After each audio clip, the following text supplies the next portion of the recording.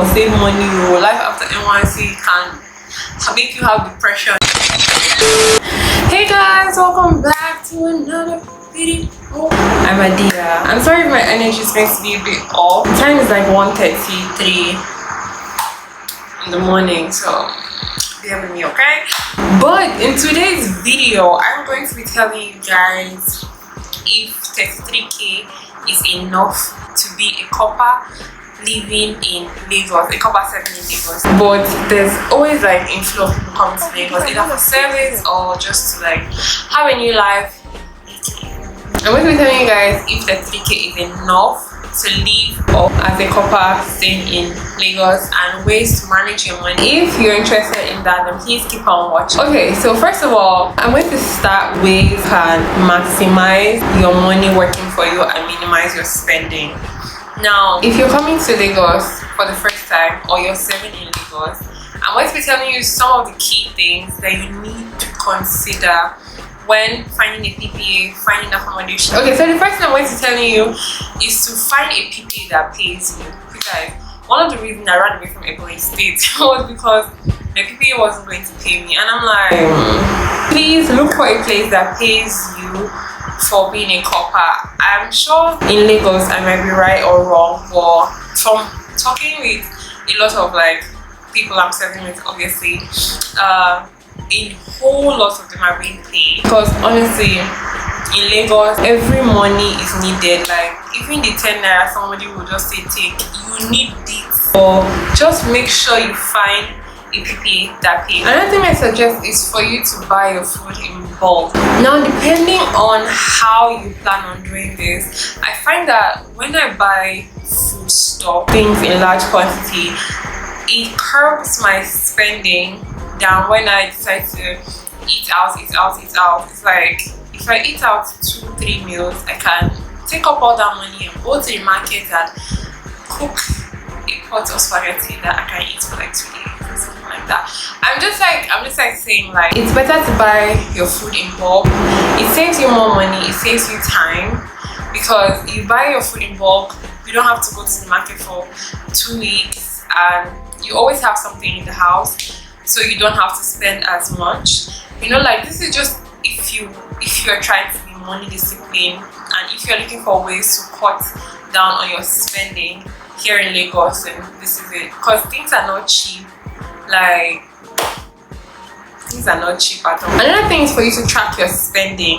Now, tracking your spending is very, very important, because halfway through the month you'll be like, where is all my money? You will not know, and you feel like you're being robbed. Nah, sis, you're not being robbed, you just don't know where you are putting your money. So it's very important that you track your spending. For me, I use an app.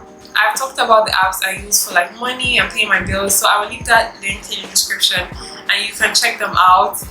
You will find good things there, I promise. Always track my money. I'm telling you, at the end of every day I put in all I've spent, because if I leave it to like the next day I might forget. So I just try as much as I can, and I've been tracking my spending for the past 3-4 months now.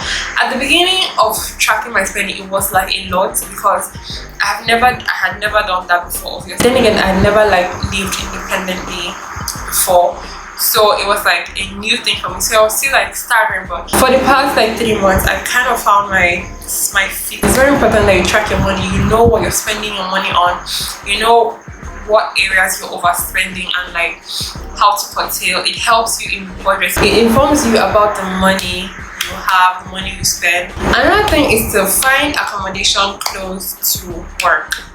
Now, one of the major reasons I moved down here, because if you've been following me for a while, you know that when I moved to Lagos initially, I was staying with family in Surulere, and I used to come all the way from Surulere down to Ikeja. If you know the distance, you know it's not cheap, okay? Because then I used to spend 2,000 naira on transport. The money I was spending on transport was heavy. I needed to move closer to work. From spending 2,000 naira every day, I now spend 700 naira to work, like to and fro. If you live close to work, you spend less, make your work kind of like the centerpiece, and then you like find markets, you find churches. Like that's what I did. Everything I need is in close proximity. When people are applying for jobs, they say, oh, you have to live in a certain area. Better for the people you're working for because you're more accessible. Another thing is for you to put money aside. Now, to save money or invest money, whatever you choose to do with your money, but it's important that you put money aside. It's very important that you put money aside because life after NYSC never begins. And I remember that when I initially started serving, everybody who I used to talk to used to be like, oh, save money, life after NYSC can make you have depression, you understand, that kind of thing. So it's just like, I don't even want to experience it, mashallah. So it's like, just try and save money, whether it's investing, whether it's just like putting your piggy vest. So it's better to just always have money in reserve, if that makes sense. Okay, so another tip is for you to not take loan unless you like have a steady job that's like steady, but you're covered, so you don't have a steady job yet. Don't take loans, okay? Like by the time you pay back the loans, you are paying back the interest, you are paying back processing fees. Maybe it's just personal to me, but like I just don't like the idea of it because then again, it's like even before you start receiving money, it's already being spent, you know. So this is just personal for me, but you can take it with a pinch of salt. I don't know, but unless if the need is like so urgent, and that's why I said to put money aside. So if the need is urgent, you can take from that pool. So it's like if you didn't have any reserve, then you would take a loan or ask if you're honestly taking a loan should be like your last resort.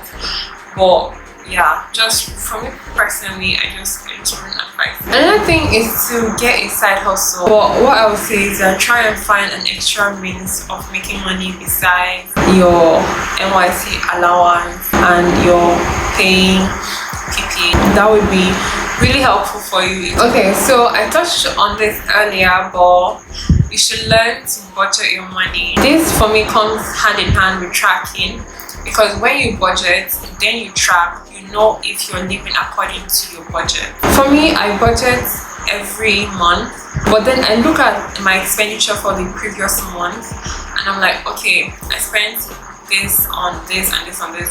So that will kind of like help me for a round figure, especially things like transport that usually even though they fluctuate depending on where you go to that month, you get, but it gives me like an idea. You should budget so you know exactly how you're placing your money. Okay, so those are my tips to help you minimize your spending and like kind of maximize your money. Now to the question, is 3K enough for you to live in Lagos? Nah, geez, no. It's like,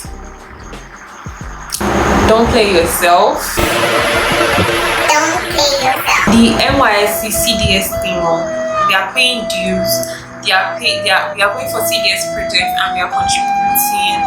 It's like even within the NYSC itself, the money they are billing you alone. So 33K is honestly not enough based on everybody's spending habits, spending patterns. But then again, it's like if you're being realistic, it's not going to be enough. So if you can try to make more money on the side, please do, for your own sanity. But yeah, that's my 2 cents on this. I've been serving for wow, I'm passing out next month, guys. It's crazy. I feel like some of the information that I've kind of gathered all throughout my service here, I just thought to share because I feel like it's going to be, I know it's going to be helpful to somebody. I wish someone had told me some of these things, you know. So don't forget to like, share, subscribe. Leave any comments you have in the comment section. Don't forget to like, share, subscribe. Follow me on Instagram and on TikTok. I will leave the handles on the screen. And don't forget to like and subscribe again. And I'll see you guys in my next video. Bye guys. Do it! Just do it!